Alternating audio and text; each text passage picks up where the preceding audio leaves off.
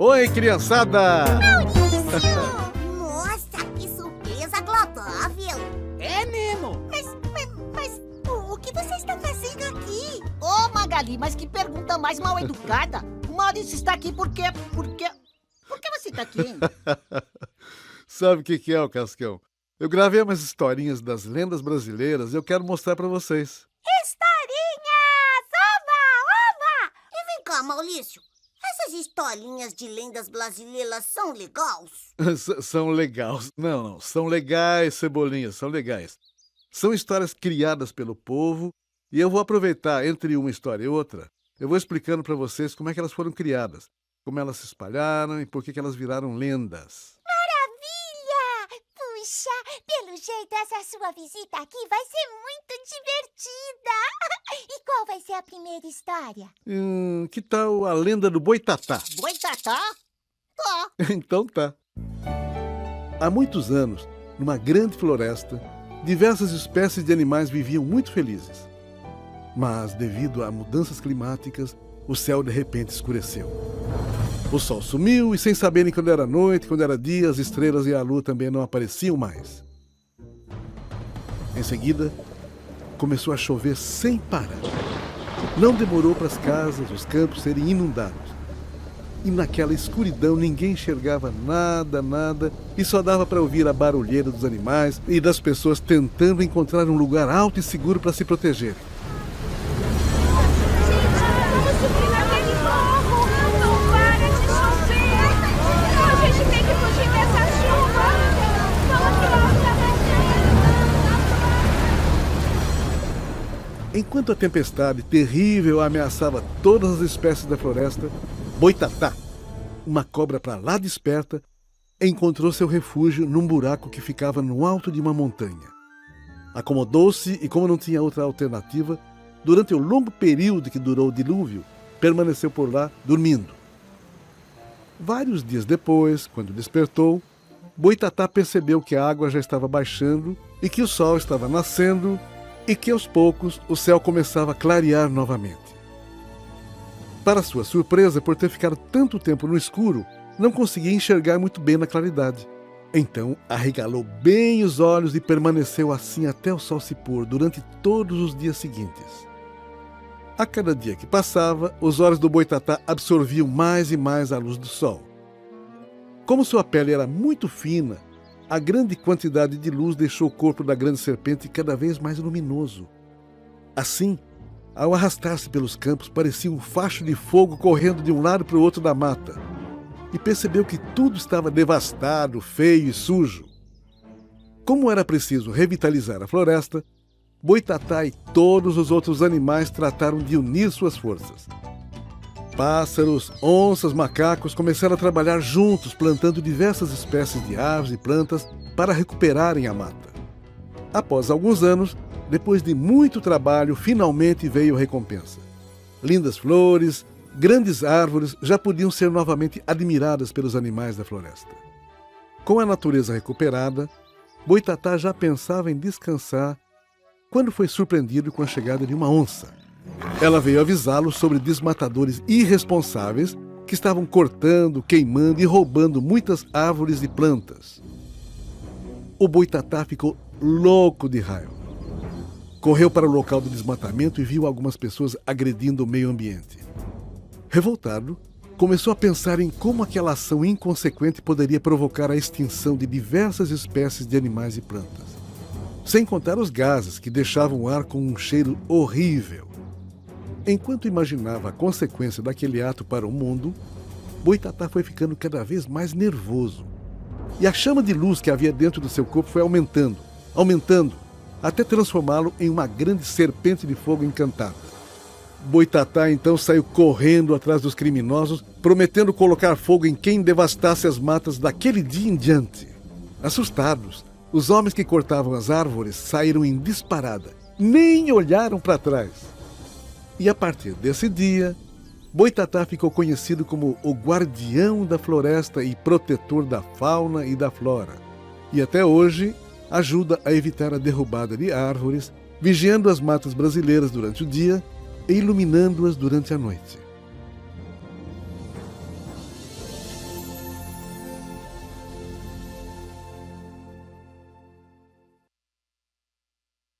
E aí, gostaram? Eu gostei. E olha, seria muito bom se o Boitatá aparecesse hoje para alguns desmatadores que estão acabando com nossas florestas. Também acho. Só que se eu fosse o Boitatá, eu mudaria o nome para Cobra Brá. Mas é claro, é cobra! Ô, Maurício, essas lendas brasileiras são todas histórias de terror? De terror? Como assim, Cascão? Ah, uma história com tanta chuva assim só pode ser de terror. Olha, Cascão, geralmente as lendas eram criadas para assustar. Assustar a criançada que não queria dormir, não queria comer, não queria obedecer aos pais, aos ensinamentos dos mais velhos, ao conselho da tribo, essas coisas todas, né?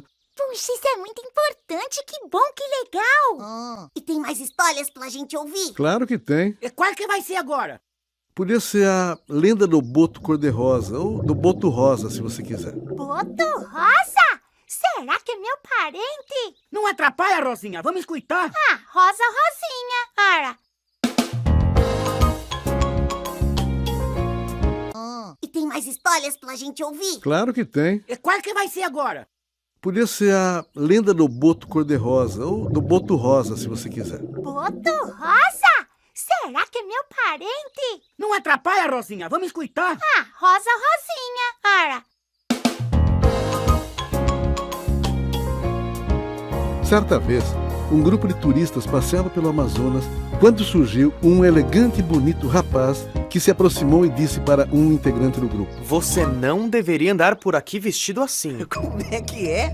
Porque vestido assim, todo de branco e com esse chapéu na cabeça, você pode ser confundido com o Boto Rosa. Você acabou de dizer que o boto é rosa e eu tô vestido de branco. É isso mesmo? Ah, já vi que vocês não conhecem a lenda. Que lenda? Que lenda é essa? Eu também não conheço. Sentem-se que eu vou contar pra vocês. É rápido, eu prometo. Todos se sentaram ao lado do moço simpático e, muito curiosos, prepararam-se para ouvir. O boto é um animal muito conhecido no Brasil. Olhem, tem um bem ali na frente, no rio Amazonas. Os turistas olharam e lá estava o boto, todo formoso. Olha que demais! Ai, que fofo. Oh, é o boto! Que lindo. Sim, é realmente uma beleza. Hoje na Amazônia é possível encontrar 2 tipos de boto: o tucuxi e o rosa. E por ser muito brincalhão, o rosa atrai mulheres e crianças para os rios. Segundo uma lenda daqui, ele protege a todos quando há risco de afogamento. As pessoas contam também que o boto rosa tem fama de conquistador, que ele seduz as moças que dançam nas festas da cidade, as que tomam banho nos rios e também as que navegam sozinhas, em pequenas canoas. Nossa, então eu realmente posso ser confundido com ele.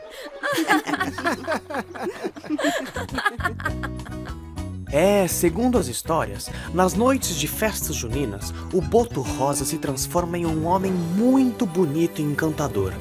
Todo cheiroso e elegante, ele sai da água para conquistar o coração da moça mais bela que encontrar pelo caminho. Oba! Eu tô gostando muito da história. Nas noites de Santo Antônio, São João e São Pedro, enquanto os ribeirinhos fazem fogueiras e dançam quadrilhas ao som das sanfonas, o boto sempre aparece como um homem desconhecido. E adivinhem como ele se veste? Todo de branco. Agora entendi porque eu posso ser confundido com o boto rosa. Muito cuidadoso para que não descubram seu segredo, usa sempre um chapéu para esconder o pequeno buraco na cabeça que é por onde ele respira. Ele frequenta as festas e se diverte muito. É simpático, ganha sempre a atenção de todos e o coração de lindas garotas. Mas antes do amanhecer, retorna ao fundo dos rios onde mora e volta a ser o boto rosa. Muito sedutor, o boto enfeitiça tanto as moças indefesas que nas noites seguintes elas vão se encontrar com ele nas margens dos rios. Dizem até que ele leva a escolhida para um passeio em seu palácio, que fica na profundeza daquelas águas. Quando uma moça fica grávida e os ribeirinhos descobrem que ela se encontrava secretamente com o boto, a história se espalha e a frase é sempre a mesma: "Foi o boto, sinhá!" Depois de algum tempo, todos passam a acreditar que o bebê que a moça espera é filho do boto. Os maridos e namorados traídos odeiam o boto rosa. Acham até que ele pode ser o maior e mais poderoso rival dos homens. Como colocam a culpa da traição de suas mulheres no poder de sedução do boto, muitos pescadores capturam e matam esses bichos para fazer amuletos da sorte. Infelizmente, essa parte da história não é lenda. Por isso, o perigo de extinção da espécie no Brasil é cada vez maior. Ao ouvirem o relato do homem, os rapazes ficaram chocados. Até o engraçadinho da turma ficou calado, enquanto um dos amigos resolveu falar sério. As pessoas precisam saber que é muito importante respeitar as manifestações folclóricas, mas isso não pode comprometer a sobrevivência dos botos ou de qualquer outra espécie de animais ou plantas. É, não pode mesmo. Tem razão. Em seguida, o rapaz que vestia a roupa branca foi logo tirando o chapéu. Vou trocar de roupa já. Eu que não quero ser confundido com um tal boto. Quando os rapazes já estavam bem longe, o homem que contou a história tirou seu chapéu, acenou e disse: Bom, dessa distância já é seguro tirar o chapéu. Eu não queria assustar o pessoal.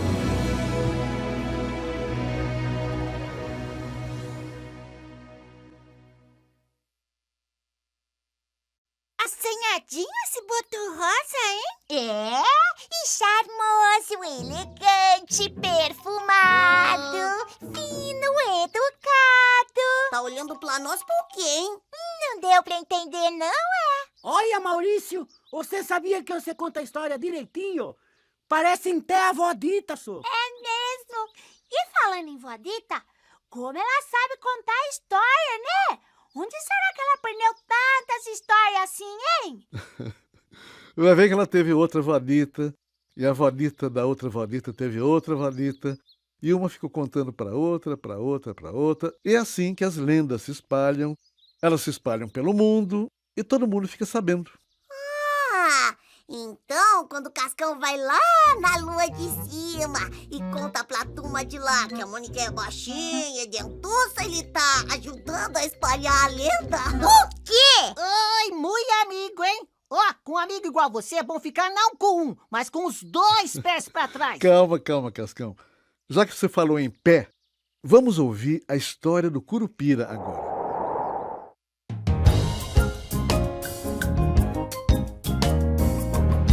Calma, Cascão. Já que você falou em pé, vamos ouvir a história do Curupira agora.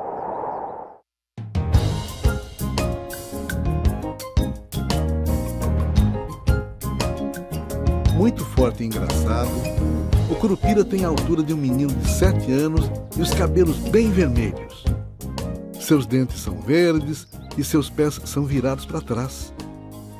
Ele é considerado um dos maiores defensores da natureza e é muito amigo dos animais. A atenção e a preocupação que tem com os animais são tão grandes que quando uma tempestade se aproxima, o Curupira corre por toda a floresta batendo no tronco das árvores para ver se estão bem firmes.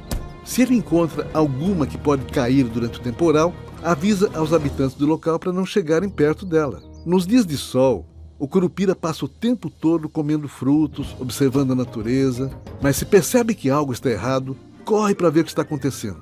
E nem pense em correr atrás dele. Ninguém vai alcançá-lo. Sua velocidade é tão grande que a nossa visão não consegue acompanhar. E se depois dessa correria toda ainda encontrar pela floresta homens que caçam por diversão e não apenas para comer, ele fica uma fera. Sem dó dos caçadores maldosos, principalmente dos que matam os filhotes, o Curupira, escondido entre as árvores, grita e assobia até enlouquecê-los de tanto medo. Esse defensor da natureza também utiliza os seus pés voltados para trás para despistar os caçadores. Estes, ao seguirem suas pegadas, sempre acabam indo na direção errada. Assustados e sem rumo, acabam se perdendo na floresta. Mas não foi isso que aconteceu numa certa manhã de sol, quando um homem apareceu por lá. Ele adorava caçar. Passou o dia fazendo armadilhas e já estava de tocaia esperando algum bicho. Então, o Curupira aproximou-se furioso e disse: Quero uma explicação sobre as arapucas que encontrei no caminho. O que você está fazendo? O caçador, tentando enganar o Curupira, foi logo mudando de assunto. Olá, amigo. Eu sabia que podia te encontrar. Por isso, olha só o que eu trouxe pra você. É fumo de corda. O Curupira não gostou da mentira que aquele homem contou e foi logo questionando. Ei, pra que eu quero fumo de corda? O outro, Já tremendo de medo e percebendo que o Curupira estava ficando ainda mais nervoso, respondeu. Sabe o que é, senhor Curupira? Lá onde moro disseram que se eu encontrasse com o senhor, deveria presenteá-lo com fumo de corda. E aí o senhor ficaria bem feliz e não me faria nenhum mal. O Curupira, ainda mais brabo, continuou. Você está muito mal informado. Quem disse que eu fumo? Não sabe que fumar faz mal para a saúde? Eu gosto é de pular corda. É disso que eu gosto. Agora, quanto a não lhe fazer mal, diga aos seus amigos que faço maldade somente com quem destrói a natureza. Era isso que deveriam ter ensinado a você. O homem estava quase morrendo de medo quando o Curupira concluiu. Vou te dar o último aviso. Se quiser voltar para sua casa, recolha logo todas essas tranqueiras que colocou na mata. E não se atreva nunca mais a caçar. Se não fizer isso agora, ficará preso na floresta para sempre. Sim, já estou indo, seu Curupira. Prometo nunca mais voltar. O homem saiu guardando rapidamente todo o material de caça que encontrava pelo caminho e nunca mais foi visto por aquelas bandas. Depois disso, os outros caçadores que agora conhecem a história aprenderam a nunca mais caçar nas matas do Curupira. E acabou-se a história.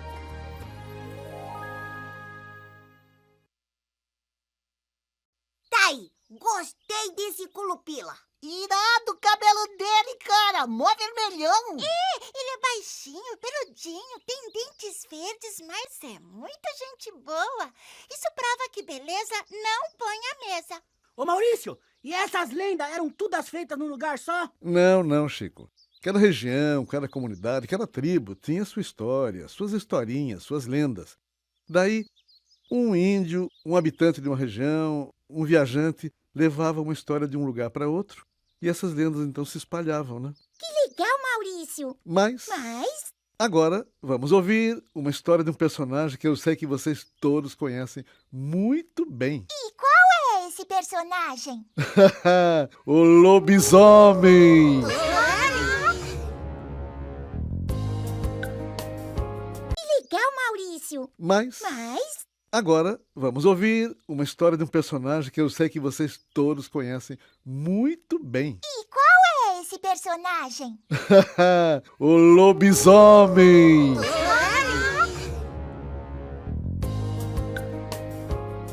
Em uma cidade do interior do Brasil, morava um casal que, depois de ter 7 meninas, finalmente viu nascer um menino na família.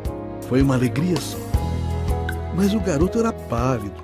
Tinha os olhos fundos, orelhas compridas. Por isso logo virou motivo de comentário dos vizinhos. Alguns diziam que ele era muito feio. Outros achavam que ele era apenas meio esquisito. Mas com o tempo, as pessoas foram se acostumando com a sua aparência, com seu aspecto sombrio. Quando a data do 13º aniversário do garoto estava chegando, uma das suas 7 irmãs resolveu contar a ele a história que assombrava a família desde o seu nascimento. E começou. Querido irmãozinho, você já ouviu falar em lobisomem? Sim, é um homem que vira lobo. Os meus amigos já viram e disseram que ele é muito feio e malvado.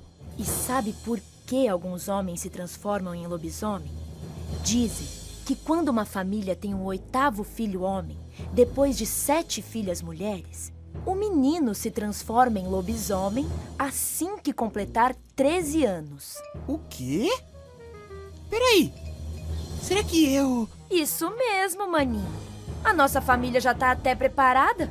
Mas pense no lado bom da história. O lobisomem não morre nunca, não envelhece nem fica doente. E só ataca as pessoas quando é ameaçado. Ou seja, só a sua aparência que será assustadora. Mas isso não será novidade para você, né? Zombou a irmã, deixando o menino ainda mais assustado. Depois dessa conversa, os dias se passaram, o aniversário também, e como nada aconteceu, todos ficaram tranquilos. Aquilo devia ser só uma lenda mesmo. Mas o que eles não sabiam é que os lobisomens aparecem apenas em noites de lua cheia. E não deu outra. Numa noite nublada e fria, na primeira sexta-feira de lua cheia, o garoto sentiu uma enorme vontade de sair de casa. Faltavam poucos minutos para meia-noite quando ele partiu sem rumo pelas ruas do bairro. Ao passar por uma encruzilhada, ouviu o badalar dos sinos. Era exatamente meia-noite. Então ele começou a se esfregar na poeira do chão e foi aos poucos se transformando em um lobisomem. Logo, o lobo grande, peludo, com garras e presas imensas, pela primeira vez, uivou para a lua. Au! Au! Após a transformação, o lobisomem passou a correr sem parar. Correu, correu, correu, e as luzes iam se apagando por onde ele passava. A correria tinha um motivo. O lobisomem precisava visitar 7 cemitérios antes do amanhecer. Se não fizesse isso, não conseguiria voltar à forma humana e ia permanecer transformado em lobo para sempre. Mas deu tempo. Ufa! Antes do sol nascer e do galo cantar, o lobisomem já voltava para sua casa novamente como uma pessoa normal. Ou quase normal. No dia seguinte, parecia que nada havia acontecido. As pessoas comentavam sobre o sinistro uivo de um lobo nas redondezas e nada mais. Ninguém soube da transformação e todos continuaram acreditando que a história do lobisomem era uma simples lenda. Mas, certa vez, batendo um papo com os amigos enquanto falavam sobre uma corrida que aconteceria na cidade, o jovem deixou escapar o seu segredo. Ah, não tem pra ninguém. Vou ganhar a corrida. Vai ganhar nada! Por que você tá tão confiante? Se eu consigo percorrer 7 cemitérios em mais ou menos 6 horas, ganho essa corrida fácil, fácil. Não acham? 7 cemitérios? Foi uma gritaria danada e cada um saiu correndo para um lado. Depois desse dia, o garoto fugiu assustado e o lobisomem nunca mais foi visto naquela cidade. Mas no mundo todo há pessoas que dizem ter ouvido o uivo do lobisomem. E alguns contam que até viram a transformação. Ah, outra curiosidade. Quando o homem é branco, transforma-se em um lobo preto. Quando é negro, vira um lobo branco. Então, tome cuidado. Pode existir alguém bem próximo de você, prontinho para virar um lobisomem numa sexta-feira de lua cheia. Mas em outras datas, não se preocupe. Ele vai estar ocupado disputando as primeiras colocações em uma corrida qualquer por aí.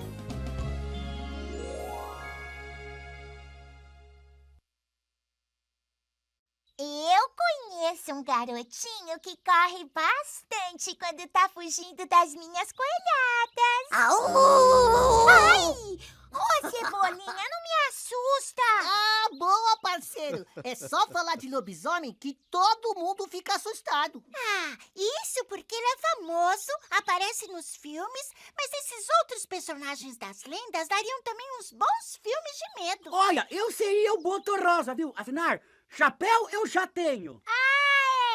Pra ficar paquerando as artistas do filme, né, Francisco Neto? De jeito maneira! Ô, mulher ciumenta! Sabe que vocês me deram uma boa ideia? Mas, enquanto eu penso sobre isso, vamos ouvir a lenda da Yara? Lenda da Yara? Ué, não sabia que a minha tia Yara virou lenda. Cascão, é a lenda da sereia Yara. Sereia! Então não é minha tia não. Minha tia Yara é gorda!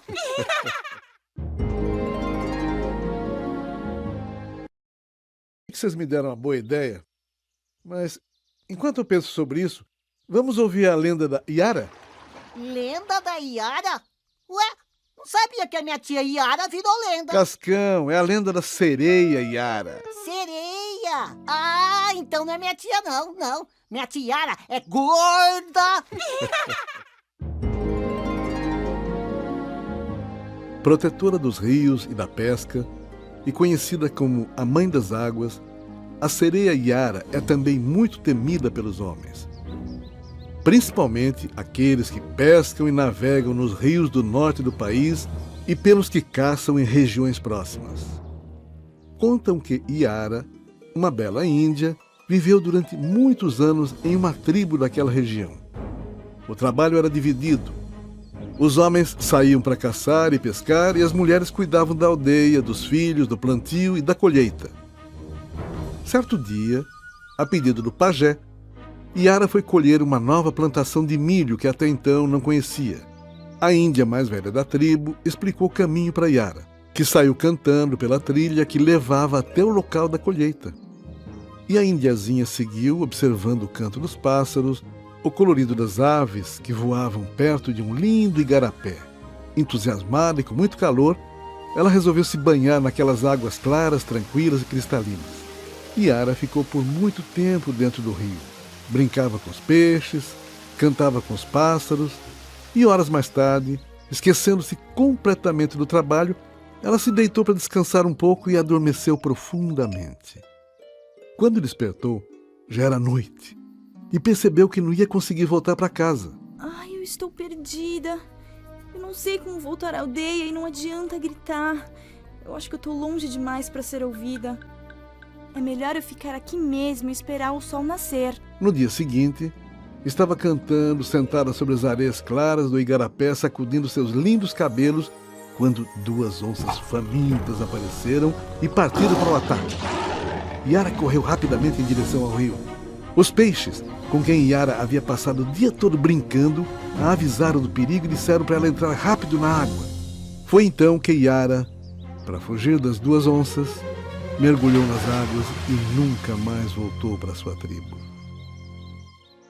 E como não se sabe ao certo o que aconteceu, algumas pessoas dizem que ela virou uma linda sereia. Mas como detesta ficar sozinha, usa o seu canto e a sua beleza para atrair os pescadores e outros homens que se aproximam dos rios. Daí, os leva para o fundo das águas. Segundo uma das histórias contadas pelos habitantes daquela tribo, certo dia, no final da tarde, um jovem índio voltava para sua aldeia após mais um dia de pesca, quando derrubou o remo da sua canoa nas águas do rio.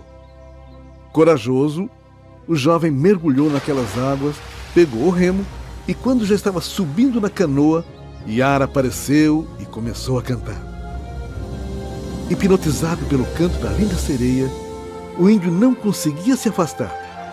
Foi nadando em sua direção e, impressionado ainda por ver que as aves, os peixes, todos os animais à sua volta também estavam paralisados com o canto da Yara.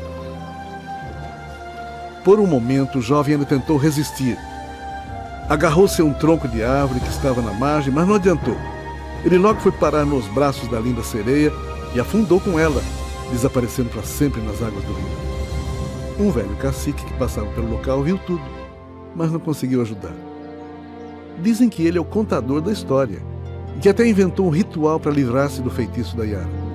Mas os poucos que ele conseguiu retirar do fundo das águas ficaram alucinados por causa dos encantos da sereia.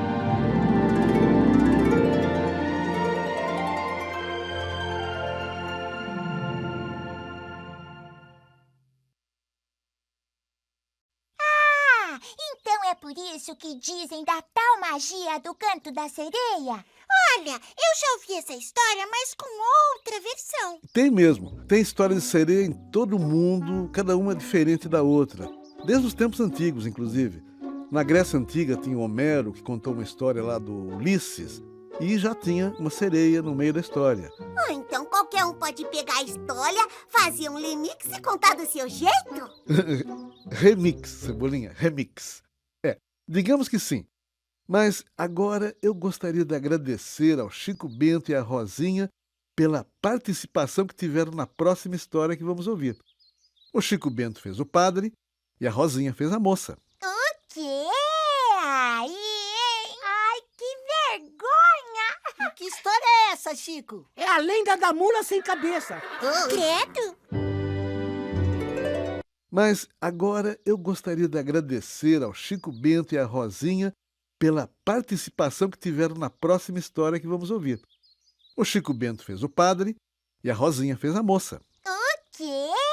Ai, que vergonha! Que história é essa, Chico? É a lenda da mula sem cabeça.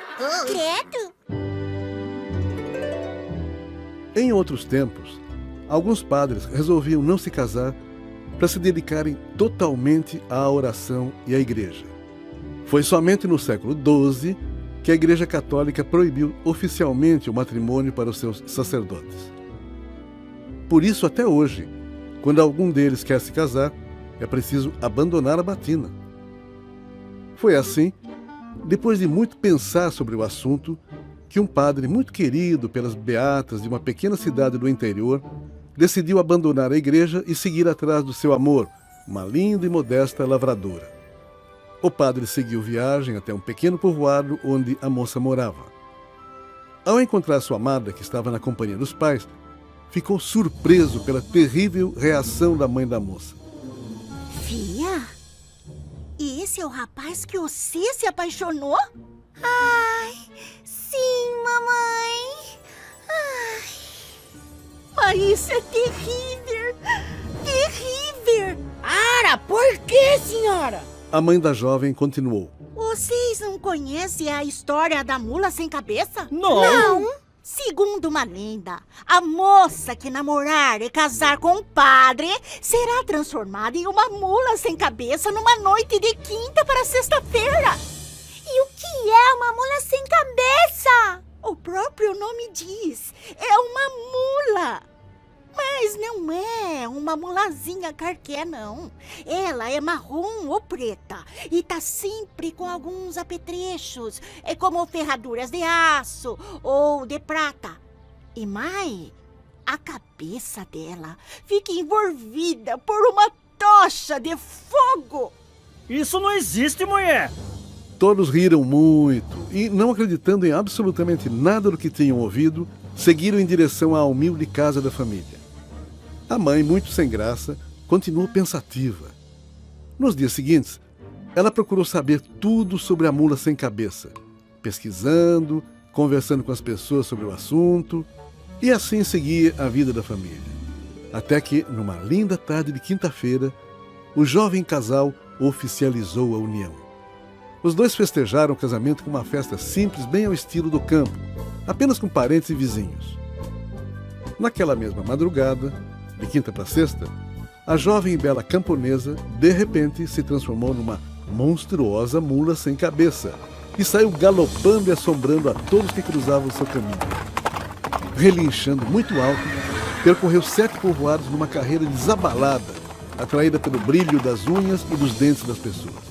Por isso, quando viam a mula, todos se deitavam de bruços no chão, escondendo as unhas, os dentes, para não serem atacados. A mãe da moça, que muito tinha lido a respeito da lenda, conhecia como ninguém a maneira de quebrar o encanto. Então, com muita coragem, ela agarrou o animal, arrancou os freios da sua boca e assim o feitiço foi desfeito. Depois de todo o alvoroço, os dois viveram felizes, mas há quem diga que os outros padres e outras moças não tiveram a mesma sorte. Por isso, ainda hoje, nas madrugadas de quinta para sexta-feira, especialmente quando a lua cheia brilha forte no céu, algumas pessoas dizem ver e ouvir padres cavalgando sobre mulas sem cabeça.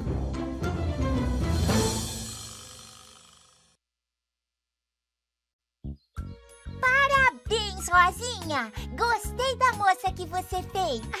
Obrigada, viu, Mônica? E você, Chico, podia até ser padre. Você acha mesmo? De jeito nenhum! Por quê? Porque padre não pode casar, ora! Nossa, os caras que inventavam essas lendas eram bons mesmo. Ô Maurício, você como escritor deve conhecer um montão deles, né? Não existe um autor exatamente, Cascão. São autores diversos, de diversas tribos, diversas raças, diversos povos, e essas histórias, essas lendas foram se espalhando, e são conhecidas até hoje. De repente me deu uma vontade de inventar uma lenda. Que lenda?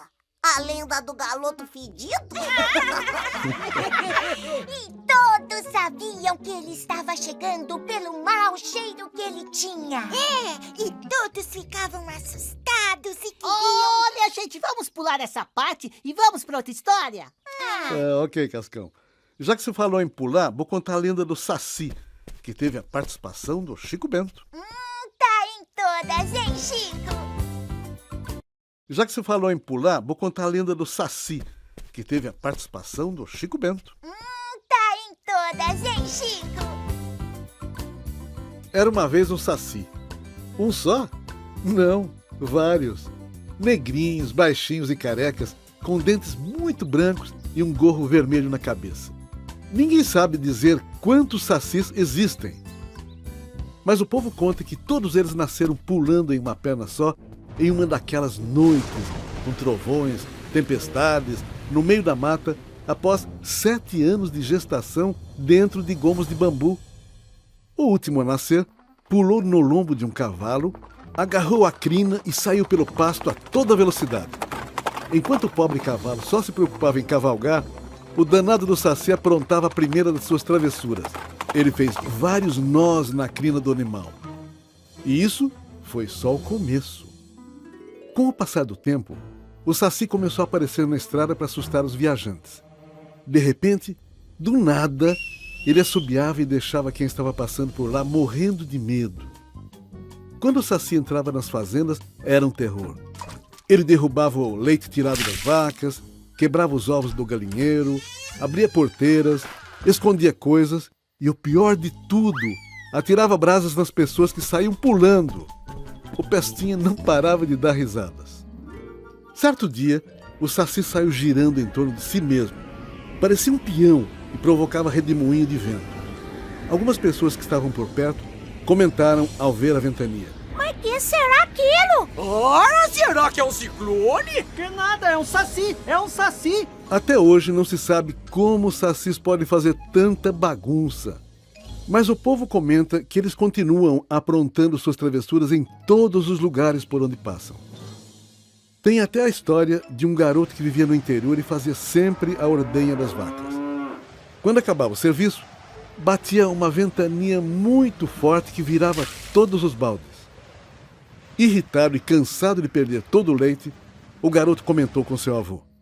Não sei o que se sucede, mas depois que eu faço a ordenha, sempre aparece um danado de um redemoinho que derruba tudo o leite. Diacho. É o saci, meu filho. Só pode ser o saci.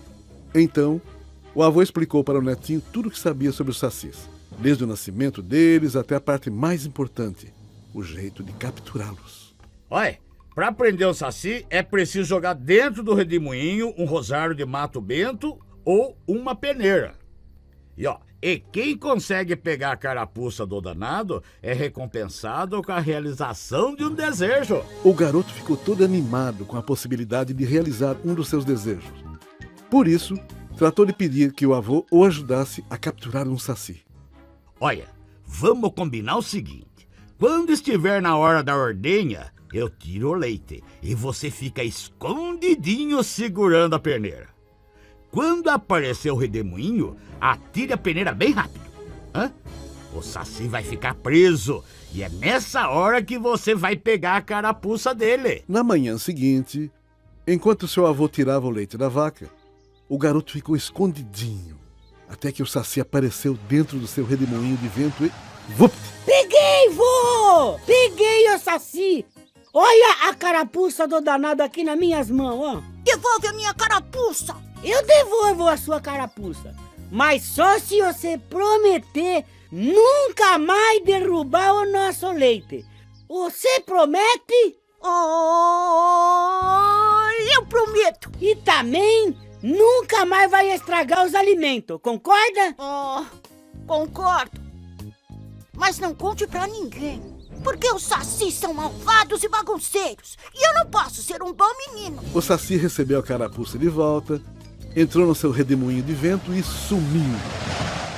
Em certos dias, logo quando acorda, o garoto vê cavalos com nós nas crinas e uma ou outra porteira aberta, mas os ovos estão sempre nos ninhos.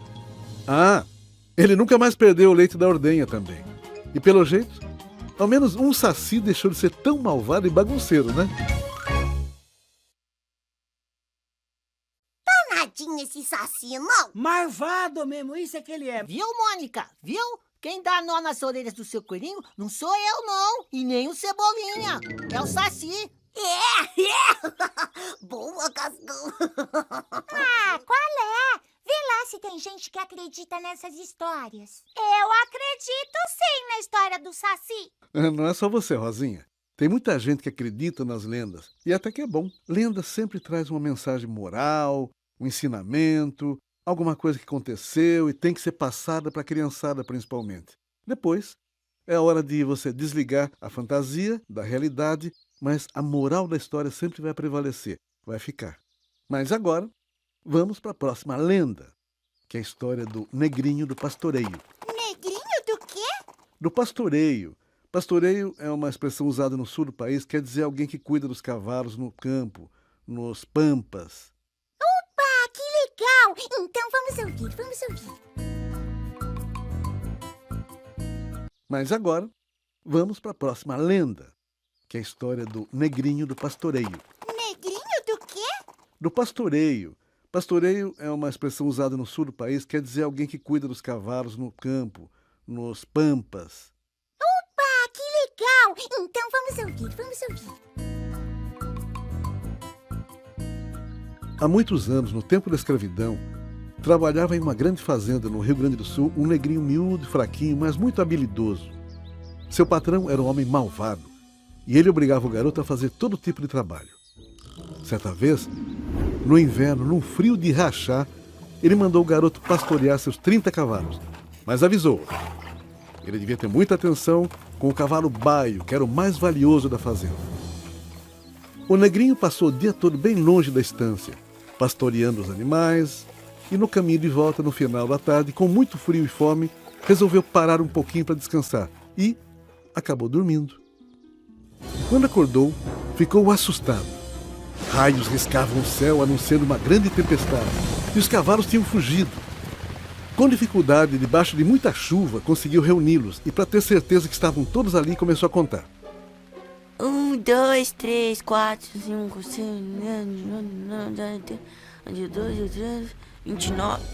29? Opa! Tá faltando um. E é o cavalo baio. O negrinho procurou o cavalo fugitivo por muito tempo, mas não encontrou. Então, resolveu levar os outros 29 de volta para a estância. Já imaginou se mais algum se perdesse? Chegando lá, o estancieiro logo notou a ausência do seu valioso cavalo baio e ficou furioso. O que você fez com o baio? Provavelmente vendeu o cavalo por uns míseros trocados, né? Seu ladrãozinho barato! Mas você vai trazê-lo de volta. Em seguida, pegou o chicote e deu uma surra daquelas no menino. Debaixo da chuva, com muito medo e chorando, o menino saiu à procura do animal. Já era madrugada quando encontrou o baio pastando. Ele o laçou, mas o nó se desfez e o cavalo fugiu novamente. Quando chegou à fazenda, sem ter conseguido capturar o animal, o negrinho foi recepcionado com a fúria do seu malvado patrão. Onde está o cavalo? Eu encontrei o baio pastando. Cheguei a laçá-lo. Mas... Mas o que, garoto? Mas não consegui segurar o laço e ele escapou de novo. Eu trago ele de volta amanhã, senhor. Amanhã coisa nenhuma. Você está mentindo e será castigado. O homem cruel bateu muito no garoto. Depois o amarrou num tronco e o colocou sobre um formigueiro. Que malvadeza!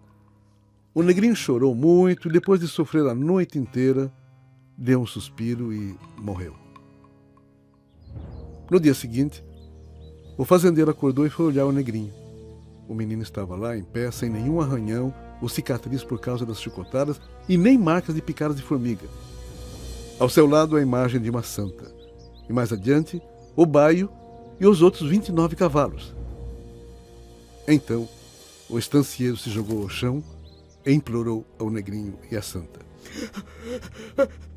Perdão. Eu prometo mudar. Prometo ser bom e ajudar aos necessitados. Prometo tudo o que quiserem. Sem dizer uma palavra, o negrinho montou no cavalo baio e partiu, ninguém sabe para onde.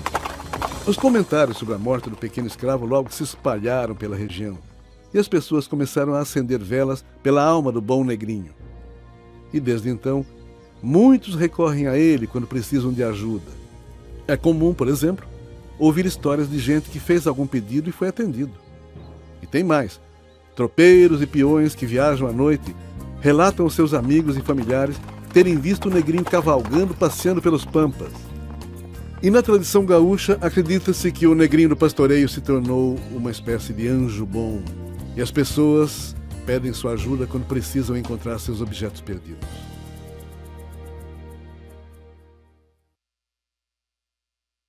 Olha, o Saci era malvado, mas esse fazendeiro não ficava atrás, não. Se eu estivesse lá, ia dar umas coelhadas nele. Esse merecia mesmo. É, mas ele se arrependeu. Ah, não fez mais nada que obrigação. É que sempre existe uma esperança, né? É exatamente por isso que existem as lendas, criançada. Para as pessoas discutirem e saberem o que é certo e o que é errado. Agora vamos ouvir uma lenda bonitinha? Opa, vamos sim. É exatamente por isso que existem as lendas, criançada. Para as pessoas discutirem e saberem o que é certo e o que é errado. Agora vamos ouvir uma lenda bonitinha? Opa, vamos sim. Há muito tempo, em uma aldeia da Amazônia, um pajé, tupi-guarani, tinha o hábito de reunir os curumins todas as noites para contar histórias. Numa delas, um índiozinho quis saber a origem das estrelas do céu. E o pajé explicou. As moças bonitas se transformam em estrelas quando se apaixonam pela lua. Cada estrela do céu um dia já foi uma linda jovem. Por exemplo, aquela ali bem brilhante era uma índia que vivia em nossa tribo. Aquela outra... O pajé apontava para as estrelas, que pareciam diamantes brilhando no céu, e ia falando seus nomes e contando fatos curiosos sobre cada uma delas. Até que ele resolveu contar aos curumins uma história ainda mais interessante. Agora, prestem atenção. Vou contar uma coisa que aconteceu há muitos anos, aqui mesmo na nossa tribo. Sentado ao lado dos índiozinhos, à margem do rio, o velho pajé apontou para as bonitas plantas aquáticas à frente deles e começou a contar a história. Aquela é a Vitória Régia, a rainha das plantas aquáticas. Olhem só o tamanho dela. É por ter estas folhas grandes e bordas altas que ela consegue suportar o peso de vocês enquanto são curumins sem afundar. Os pequenos índios ouviam atentos enquanto o pajé continuava com a história. Nossos antepassados nos ensinaram que a lua é um guerreiro forte e valente e que ilumina a terra porque quer conquistar o coração das mais belas moças. Quando ele se apaixona por uma delas, logo a transforma em uma brilhante estrela do céu. A primeira Vitória Régia nasceu quando uma linda índia, fascinada pelo desejo de se transformar em uma estrela, passou a perseguir a lua. Enquanto todos dormiam, ela saía da sua oca e tentava de todas as maneiras chamar a atenção da lua. Escalava montanhas e subia em árvores na esperança de poder alcançá-la, mas nada conseguia. A jovem índia não desistia. A cada dia procurava um lugar mais alto para subir. Mesmo assim, o céu continuava distante e a lua parecia não notá-la. Enquanto vagava pelas noites enluaradas entre lágrimas e soluços, ela foi ficando cansada. Certa noite, muito triste e desiludida, sentou-se à beira do rio para admirar as estrelas. Ao observar um grande reflexo branco na água, acreditou que a lua tinha vindo buscá-la. Ela se atirou nas águas profundas e nadou ao seu encontro. Durante muitos dias, os índios procuraram a bela Índia, mas de nada adiantou. Ela nunca mais foi encontrada. Emocionada com o sentimento da jovem, a lua resolveu recompensá-la. A Índia foi transformada em uma estrela diferente. E assim nasceu a Estrela das Águas, a Vitória Régia. Essa grande e bela planta que flutua com graça nas águas dos rios da Amazônia e à noite abre as pétalas de sua flor para receber os raios do luar. Os índiozinhos adoraram a história e ficariam surpresos se soubessem que a Vitória Régia pode atingir até 2 metros de diâmetro e que não vive só nos rios da Amazônia, não. Ela também é encontrada em jardins botânicos de outros países com suas lindas e perfumadas flores brancas ou rosadas. E essas flores encantam milhões de pessoas quando se abrem a todo final de tarde.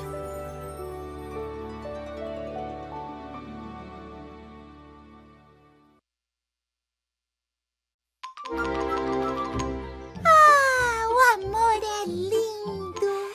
Ai, é mesmo?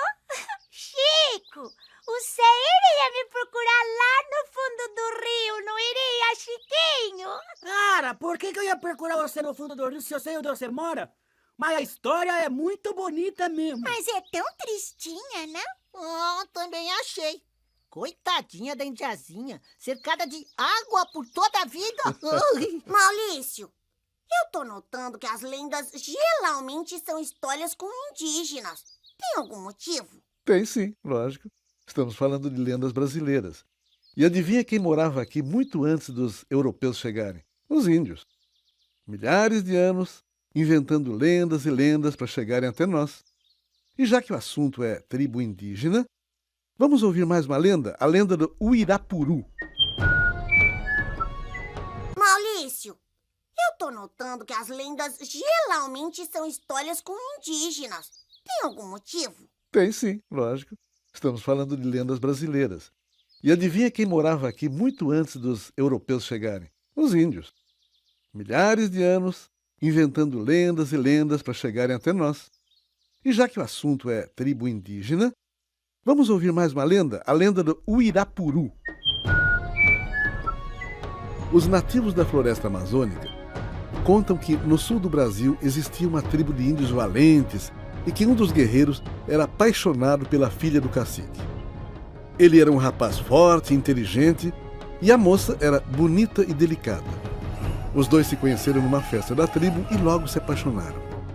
Mas havia um problema. O cacique já havia prometido que sua jovem filha se casaria com outro guerreiro. Mesmo assim, o casal namorava escondido. E sempre que o cacique saía para caçar ou pescar, os dois apaixonados se encontravam. Certo dia, a indiazinha, incomodada com aquela situação, disse para o seu amado: Ai, nós temos que contar pro meu pai sobre o nosso namoro. Ele não vai perdoar a gente se descobrir essa traição. O guerreiro passou dias e dias pensando em como falar com o cacique sobre o seu namoro com a linda indiazinha, mas não conseguia descobrir uma maneira. Então, o cacique acabou descobrindo tudo por conta própria. E adivinhe, ficou furioso. Isso foi traição. Guerreiro não trai cacique. E filha de cacique já é prometida para outro homem. Vocês vão pagar por isso. Muito brabo, o cacique invocou Tupã. Tupã, peço que o guerreiro que se apaixonou pela minha filha seja transformado em um pássaro e passe o resto da vida voando pelas matas. A indiazinha, desesperada, gritava: Não, pai, por favor, não! Eu me caso com o guerreiro prometido, mas não faça mal ao meu amado. Mas Tupã atendeu ao pedido do cacique e transformou o jovem guerreiro num pássaro chamado Uirapuru. Muito triste por ter perdido a sua amada, o guerreiro, agora em forma de pássaro, cantava todos os dias ao amanhecer por 5 ou 10 minutos, bem pertinho da oca onde dormia a indiazinha. Fazia isso para matar um pouco da saudade. Quando soube disso, o cacique ficou louco da vida. Reuniu os maiores caçadores da tribo para capturarem o pássaro. Ao saber dos planos do pai, a indiazinha correu para avisar ao Uirapuru, no meio da floresta, que ele precisava fugir para bem longe. Não vou fugir. Eu posso ter sido transformado em pássaro, mas ficar longe de você é pior do que a morte. Mas se eu souber que você está vivo, a minha tristeza será menor, porque em algum lugar você continuará cantando nosso amor. Então, o pássaro saiu voando sem destino até chegar ao norte do Brasil, na floresta amazônica, onde vive até hoje.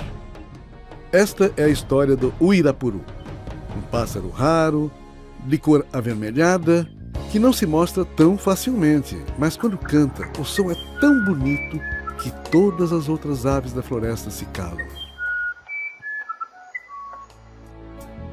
E segundo a lenda, quem encontra um Uirapuru tem qualquer desejo realizado, pois esse pássaro é o símbolo mágico da felicidade. E é por isso que os indígenas o respeitam tanto e transmitem sua história de geração para geração.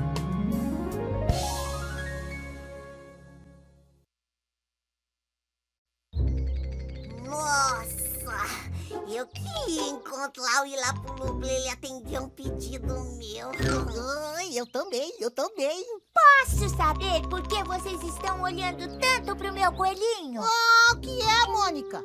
Será que você tá imaginando que eu e o Cebolinha queríamos que o Irapuru atendesse um pedido nosso pra que a gente pudesse dar bastante nós nas orelhas do Sansão sem apanhar?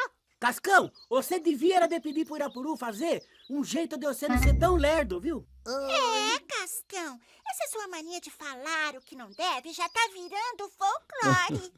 Então vamos ouvir mais uma lenda do nosso folclore. Maurício, lenda e folclore é a mesma coisa? Quase, quase, Rosinha. Lenda é uma história, ninguém sabe se é verdadeira ou não, mas com o tempo ela vai se firmando, se fizer muito sucesso, daí ela vira folclore e se junta aos costumes tradicionais, crenças, superstições, cantos, festas, e tudo isso enriquece a história de um povo. Nossa, eu pensei que a gente só ia ouvir as lendas, mas isso que você tá falando entre uma lenda e outra, ai, eu tô adorando, eu não sabia de nada disso. Mas e agora, Maurício? E agora vamos à lenda da cabra cabriola, que teve a participação muito legal da Rosinha. Vamos lá?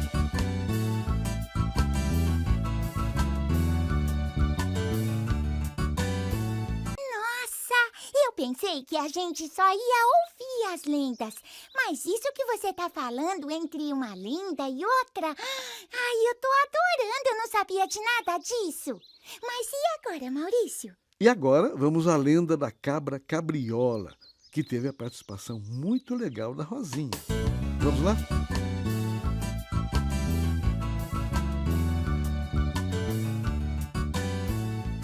Na zona rural de uma grande cidade, numa casinha humilde, uma garotinha de aproximadamente 8 anos morava com seus pais. Pessoas muito simples que, ao anoitecer, discutiam sobre os mais variados assuntos. Enquanto seus pais conversavam, a garotinha brincava de um lado para outro, mas, como qualquer criança, era curiosa e prestava atenção na conversa dos pais. Naquela noite, eles estavam falando sobre uma tal cabra cabriola. Mulher, escutei uma história de arrepiar os cabelos sobre uma tal de cabra cabriola. Ai, mas eu já tô com medo só de ouvir falar nesse nome. E os pais continuaram com a prosa. Eu ouvi dizer que a cabra cabriola é um ser assustador. É meio monstro, meio cabra. Olha, com os dentes afiados, que solta fogo e fumaça pelo nariz, pelos olhos e pela boca. Vixe, Maria. Conto que ela já apareceu no Pará, no Ceará, em Pernambuco e em vários outros lugares do Brasil. Mas nossa! Ai, que eu fico até toda arrepiada de ouvir falar. Ela é mesmo tão perigosa? Dizem que ataca as crianças que andam sozinhas pela rua, coloca em um saco e leva pra fazer sabão. Ai. Mas ainda bem que eu sempre pego na mãozinha da nossa Fia quando passeamos. A garotinha, muito esperta, não desviava a atenção nem por um minuto, enquanto seu pai continuava reproduzindo tudo o que tinha ouvido sobre o assunto. A parte mais terrível dessa história é que a cabra cabriola também entra nas casas procurando as crianças malcriadas, travessas, mentirosas e desobedientes. Ela se esconde no quarto delas, dentro dos armários, das gavetas ou debaixo das camas para assustar as pobrezinhas no meio da noite, cantando mais ou menos assim. Cantando? Sou a cabra cabriola e só assusto criança malcriada. Se você não se comporta direito, te levo pra minha morada.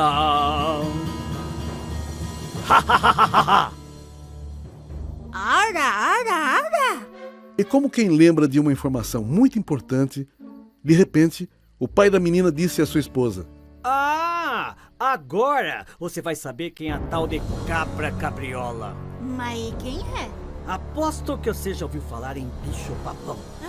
Mas é claro, eu já ouvi várias histórias sobre ele. Pois então, mulher, a cabra cabriola é conhecida em alguns lugares como bicho-papão. Mas é mesmo, homem? É? Mas agora chega de história, vamos dormir. Vamos dormir. No dia seguinte, A garotinha foi à escola e contou para seus amiguinhos tudo o que tinha ouvido sobre a cabriola. Mas claro, do jeito dela, né? Meu pai disse que ela é horrível. Tem uma boca enorme e os dentes muito afiados. Lança fogo pelos olhos, pelo nariz, pela boca. Ai, quando chega a noite, ela entra nas casas assustando as crianças. As crianças desobedientes, as mentirosas, as que brigam na escola, e aquelas que não fazem a lição. Todos os seus amiguinhos ficaram assustados e mal conseguiam respirar.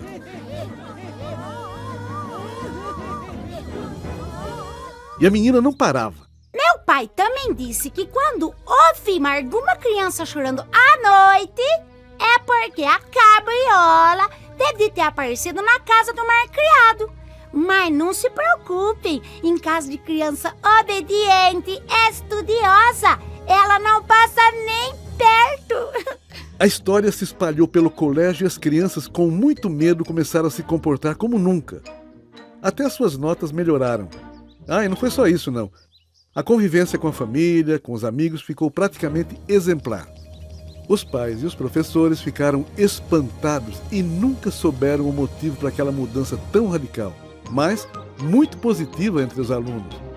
Já a cabra cabriola, muito triste com o desfecho dessa história, continua esperando até hoje a próxima traquinagem. Lozinha, adorei a sua participação. Obrigada, Cebolinha. Muito gentil, viu? Pra aumentar as coisas é com ela mesmo.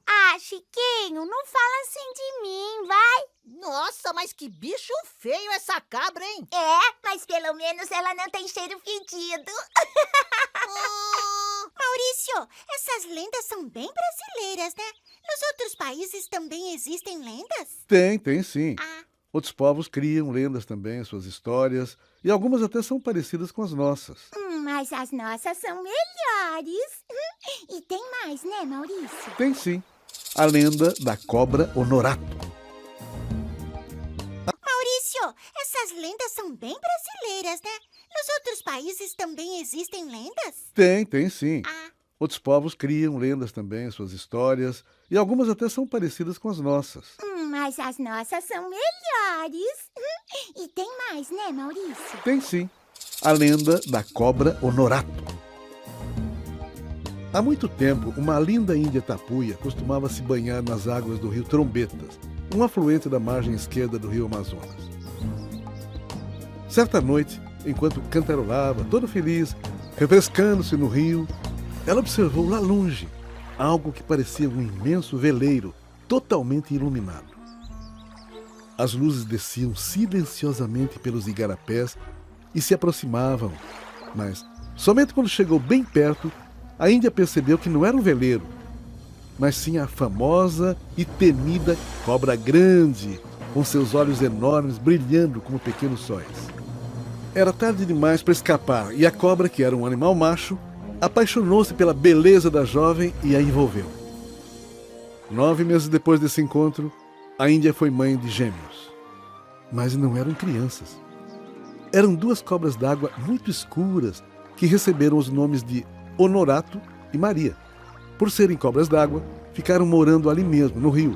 Foram criadas com toda a liberdade, divertindo-se todos os dias na correnteza das águas. Honorato era forte, alegre e amigo do povo ribeirinho. Mas a Maria era malvada, só fazia crueldade com os habitantes da região. Ninguém gostava dela. Por isso mesmo, Honorato tinha muito trabalho. Ele ficava o dia todo tentando livrar os seus amigos das maldades e traquinagens da Maria. Salvava as pessoas que ela tentava afogar e desvirava as embarcações que ela pretendia afundar. Honorato só descansava quando a lua surgia no céu. Daí, ele saía da água e desencantava, deixava o couro da cobra na margem do rio e se transformava num belo rapaz. E como era muito atencioso, visitava sua mãe, a índia tapuia, todas as noites. E naquela região todos o conheciam e gostavam muito da companhia dele. E Honorato adorava poder se divertir e conversar com as pessoas. Ele até dançava e festejava com os amigos. Só que Honorato precisava obedecer às ordens da cobra grande, e por isso sempre voltava para o rio antes do amanhecer. pois quando o sol nascia, ele se transformava em cobra novamente. Numa das vezes em que Honorato visitou a mãe, contou a ela que seria muito mais feliz se não precisasse voltar ao rio sempre antes do amanhecer. Então, com muita pena do filho, a mãe explicou o que poderia ser feito para quebrar o encanto. Ah, querido Honorato, você pode se tornar humano para sempre. Basta encontrar alguém muito corajoso que consiga derramar leite materno na boca da cobra grande. Nas noites seguintes, o jovem tentou em muitos lugares encontrar um homem corajoso, mas não conseguiu. Bastante cansado, já pensava em desistir. Até que certa noite, um soldado muito forte e destemido o procurou e se ofereceu para ajudá-lo. Honorato ficou muito feliz e, claro, aceitou ajuda. Como ele sabia que a cobra grande roncava enquanto dormia, propôs ao soldado que esperasse até ela pegar no sono. Depois, era só levar com todo cuidado o leite materno até a boca da serpente. Quando os dois ouviram o terrível e o alto ronco da cobra grande, o valente soldado tomou cuidado para não fazer barulho e despejou rapidamente o leite. A cobra grande bebeu, até se lambuzar, nem acordou. Assim, o feitiço foi quebrado e desde aquele dia, Honorato se transformou para sempre em um bonito rapaz. Ele passou a morar com a mãe, começou a estudar e continuou fazendo boas ações para toda a comunidade. E a Maria? Bem, ela não tem mais tempo para fazer maldades, pois a cobra grande gostou tanto do leite materno que agora a Maria passa os dias pedindo leite de porta em porta. E tem mais. À noite, a irmã de Honorato ainda precisa dar leite na boquinha da enorme serpente.